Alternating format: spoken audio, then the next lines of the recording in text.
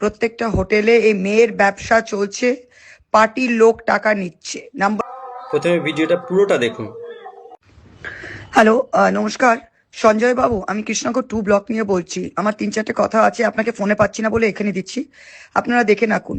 আপনার ওখানে ওই হাইওয়েতে প্রত্যেকটা হোটেলে এই মেয়ের ব্যবসা চলছে, পার্টির লোক টাকা নিচ্ছে। নাম্বার 1, মেয়ের ব্যবসা, জুয়া চলছে, পার্টির লোক টাকা নিচ্ছে।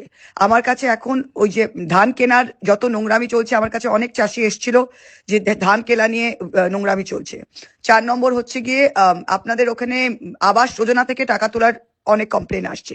5 নম্বর, আপনার কোন শ্যালক আছে তন্ময় মুখার্জি, আমি নাম শুনিনি কিন্তু তিনিও নাকি যুক্ত।